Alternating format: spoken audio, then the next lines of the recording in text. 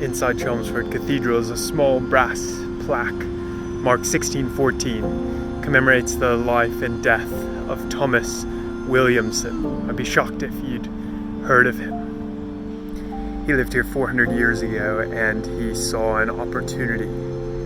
The crowds of people that gathered to the markets, the courts, the fairs of Chelmsford, an opportunity to tell them about Jesus.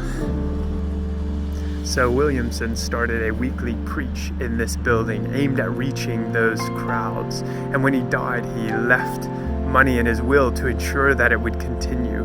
He wrote his prayer in his will that God would raise up some other professors of Christ's gospel to carry on this work which God himself has stirred me up to do.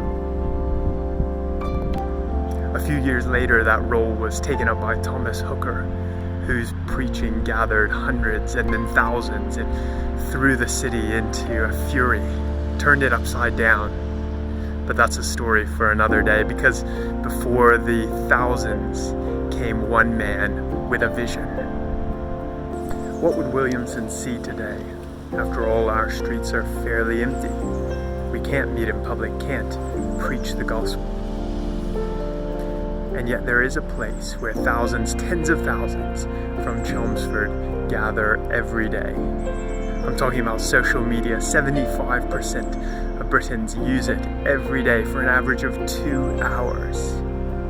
Just think about it. The crowds at our fingertips dwarf the crowds that Williamson saw. Just a tap of a finger can put gospel content before the eyes of tens, hundreds, even thousands. Lockdown has given us a chance to develop an online presence. And it's not everything, but it is important. So won't you help me take up the work of Thomas Williamson to declare the gospel to these crowds? All you have to do is tap like or follow. You can follow us on Facebook, YouTube, Twitter, Instagram. We're trying it all.